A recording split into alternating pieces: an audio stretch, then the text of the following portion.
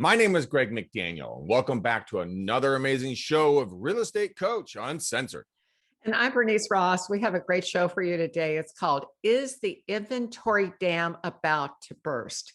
Today, the headlines are exploding with, we've got the gas prices due to the pipeline being broken, but prices are exploding for things like wood, steel, copper, all the materials that are required to build and remodel houses. In fact, on May the 12th, just last week, the U.S. Labor Department reported that the rate of inflation jumped from 0.8% in March, that's the annual rate, to 4.2% in April. And that's without the shortages that we're experiencing. Now, you couple all these shortages and cost increases with the oldest of the baby boomers turning 75 this year. And Greg and I both believe that there's going to be a lot more inventory coming on the market than any of us ever anticipated. Now, we know from NAR that existing home sales, Greg, have been between 5 and 5.5 million for a very long time. But even during the pandemic, NAR reported they did 6.76 million in sales in 2020. That's how many properties. So that's a big increase. A lot of people moving due to COVID. But as of March 2021, NAR is putting at the pace about 6 million, 10,000 is where they're projecting. But I've been reading some experts who say it may be as high as 7.1 million. And so we've got a lot of turnover taking place already, but the demand is so strong. And Greg, you're seeing this in your business. You're seeing a lot of millennials. I mean, COVID's driving it, but we've got millennials having kids and getting married and all the things that go along with buying a house. What are you seeing in your practice? Bernice, the really interesting fact that we just talked about is the fact that my sellers are millennials and they are going to cash out big time. They're going to go sell their 3-bed, 2-bath, and they're going to go probably buy a 4 or 5-bed home up north, a little bit more Sacramento area, and really kind of build more room for their growing family. So it's fascinating to watch how everybody's kind of shifting in their life.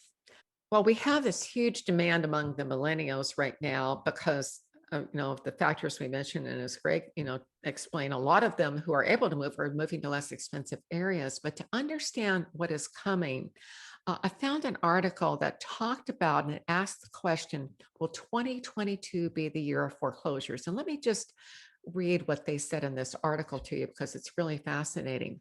So the Consumer Financial Protection Bureau has proposed modifying their lending rules. So because they believe there are going to be so many people coming out of forbearance. And then here's what the article said. The proposed set of rules from the Consumer Financial Protection Bureau are part of the effort to slow the opening floodgates of foreclosures that have built up.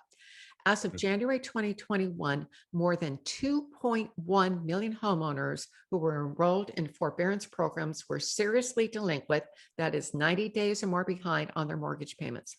Without a clear path to reinstatement, these delinquent homeowners will be headed for foreclosure once their forbearance ends. Expect the year of foreclosures to take place in 2022. Now, it's not clear. We know that the lenders can't file a notice of default as of this moment until January 1st of 2022. So Greg, we're looking at possibly 2.1 million homes that are in forbearance going into default. And that foreclosure process can take months. But right now there's kind of a golden opportunity for people who are in the industry to help them. What can they do to help this group of people who are in forbearance? How do they identify them and how can they help them? Well, identifying them is going to take multiple different paths. But the one thing you can do to really assist these folks is reach out to them, have a conversation with them, and identify where their biggest pain point is, and then facilitate the path that will help them get out of where they are, because we all are in some level of pain. And so we can help these folks out of that by being the professionals that we all are. So yeah, that's the path that we're personally taking, and it is working out phenomenally for us, and we're making great conversations with folks. So Greg, what kinds of conversations are you actually having? Give our listeners some ideas about what they can say if they're sitting in front of a client. Sure, not a problem. One of the conversations I'm actually having after this recording is I'm talking with a lady here locally, and she's in a financial hardship. to put it lightly. And so what we're doing is we're going to put her home on the market. We've already negotiated a deal. We've talked about kind of where she is, and one of her neighbors actually wants to buy her house. So we were able to work that deal for her without any marketing, without anyone having to come to her home. And I'm seeing this more and more. I have another client of mine I'm working with. We're going to help her buy her property. She wants to buy her neighbor's property, which is incredible how these things work out.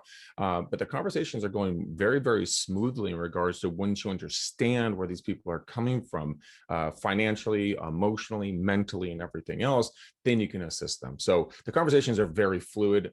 And once you open up and they open up, it becomes a magical opportunity to assist another human being. Now, here's the second part of this. Number 2, on May 5th, 2021, a federal judge struck down the national eviction moratorium. It remains to be seen if it's going to stay in place.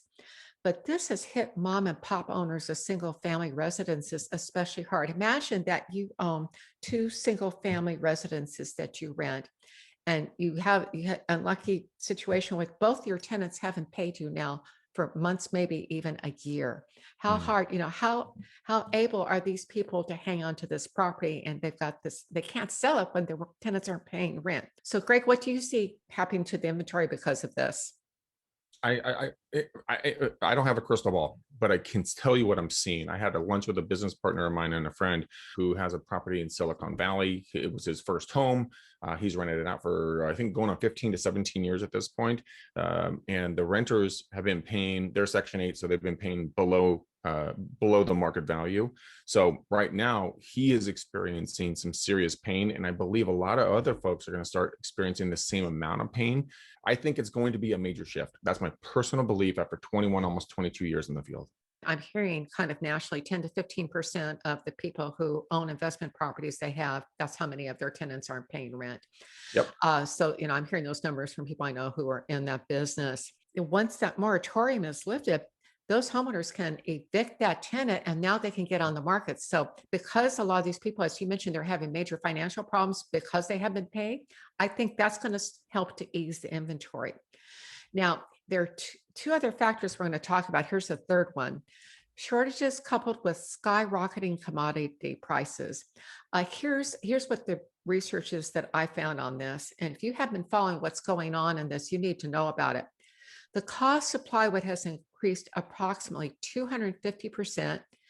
Wood sheathing is up 287%, largely due to the shutdown of the wood mills and other production cuts due to COVID-19.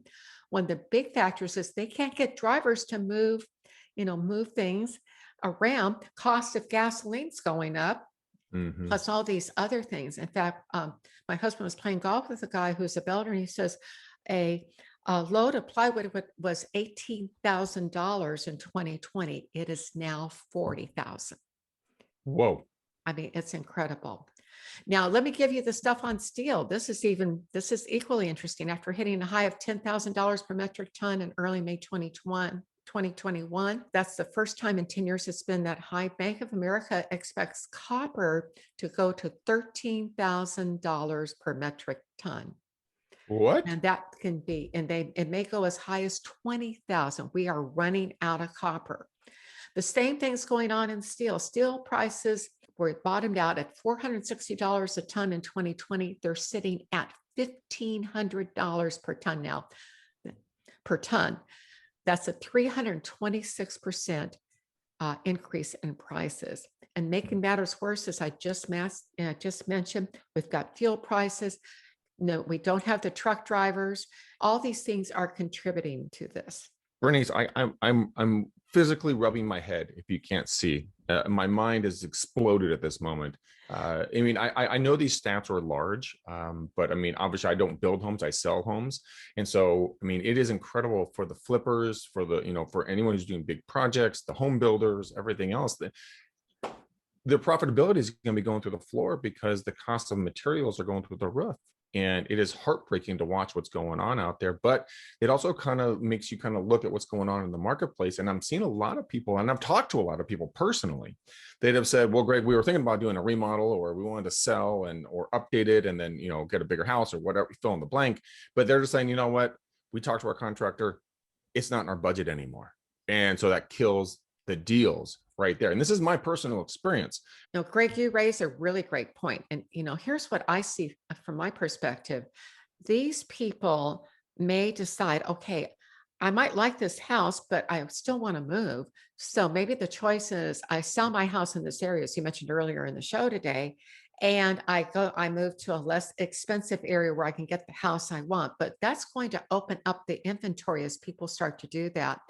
And Mhm. then also, we've got the iBuyers are pretty strong in a lot of markets, but the margins, if they're going in, if the iBuyer program is one where they fix stuff up, that's going to become way more expensive. And they're not going to have the margin, even though they may have their own people. Well, what happens is if you can't get that bathtub to finish up the project, or the toilet, or you can't Mhm. get the copper wiring that you need to do to take care of a problem that's in that property, all these things are issues that are going to impact how long it takes them to get that project completed. So, more cost, more holding time, less profit. Yeah. And just it's very uncomfortable for your clients and maybe even for yourself when it comes to doing your own remodel or a flip or, helping a client. I mean, you're going to experience a lot of conversations in regards to this stuff. So keep your ears open, people. This is going to be an interesting ride. Here's the one that I think is the ultimate wedge. It's the age of the baby boomers, and the baby boomers do not want to have this conversation, but here's the bottom line. The baby boom generation begins with those born in 1946.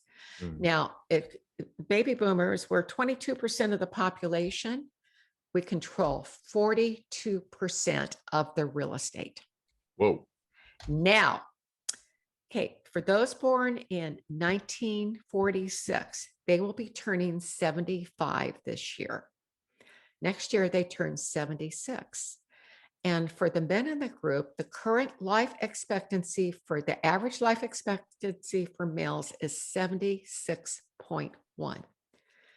And for women, it's 81.1. Mm. So this is what no one's talking about. But in 2022, we're talking about averages, and this may be often, it's not the median, that's the exact point, but it's approximate. But about 50% of the males born in 1946 will have died. They die from childhood accidents, diseases, wars, all the things that happened from life. In 2023, there'll be those born in 1947. By the same token, even if they're still alive, they have all kinds of illnesses, damaged knees. They have mobility issues, or, hip replacements. They can't stand their two-story homes, or they can't walk. They need a different kind of lifestyle. They need, people who have had lung cancer, COPD from smoking, all these different things. And they can no longer live independently. Mm. So what we're looking at then is these people want to stay in their homes, but they're not going to have a choice. And I live in a 55 plus community, and I'm seeing the rate of properties coming on the market right now is about triple what it was when I first moved here. Oh. Because as people are getting older, and what's happened, especially with the women, the life expectancy for men is 76.1, but women is 81.1. And what I'm seeing here are so many of the widows, especially because of COVID, they couldn't be with their grandkids, they couldn't be with their kids, they were locked in their houses, there was no social activities here because of COVID. And they're opting to move into assisted living where there's at least some interaction with some other human beings. The bottom line here, a lot of these people are going to be selling. And Greg, you're seeing that in your business. Yeah. We're seeing a lot of people sell purely based upon those exact factors like you're talking about. I had a gal, I was doing some cold calling, older woman, and I talked to her about three times, and she desperately wants to sell, but she can't based upon some other circumstances. But she has a 2-story house. She has to live only in her first floor. And it's just, I mean, these baby boomers, when they start to sell and they can sell, I mean, it's going to be an interesting effect in our marketplace in a positive way for them, I hope, get closer to family and everything else. Well, when they're able to, and with the COVID restrictions lifting and demand being high, the question is, though, with the inflation and the other things that are going on, how many people, if, prices keep going up, the number of people who can buy is less and less. Yeah, and that's one of the things that I have a conversation with my clients all the time about. And they ask me a very direct question. They said, Greg, when it comes to me selling, is this a good time? And I say, absolutely. It's a phenomenal, like, hit the nail on the head. Get your cash, do it now. Now, as a buyer, that's not my recommendation. My recommendation for you is to go rent something for a little while, pocket that cash, watch the market, protect your investment that you have in the bank now, and ride this storm out for a little bit, because it's going to be an interesting ride. And a lot of folks don't have that conversation, but people are very appreciative to the fact that I actually tell them the truth of what I've been seeing and kind of where this market's going to go. So it's being honest, truthful, and very blunt. Now, Greg, I want to disagree with you about the Sure, buyers, and here's why. sure. Because there was an article on Bloomberg this morning, and despite what the Fed is saying about not increasing the interest rates when we get Hmm. inflation, and the inflation just jumped this morning, Hmm. that means prices are going to be higher for buyers, which means it's going to be harder. And the interest rates, the Bloomberg article I read yesterday on this, the interest rates, they said that they saw those increasing. So what happens is we have inflation, increased interest rates, it's going to cost more, and our wages aren't keeping pace. So in an inflationary period, it pays to buy now because the price goes up every month if you don't. So Sure. um, two different takes on this. So, Greg, what's your takeaway from today? Pay attention, everybody. Understand what's going on, take action, get knowledge, and go forth. Everybody's situation is different. You need to carefully look at what the tax implications are for you, what your financial obligations are, what you can afford, and what your options are. So kind of the bottom line when we get to all of this, do the forbearance programs ending, the rent, the end of the rent moratoriums, coupled with the age of the boomers who own 42% of the properties out there. The dam is leaking, in my opinion. Don't be surprised if there's not a flood of sellers coming on the market much sooner than anyone ever anticipated. Thanks for being with us today. See you next time.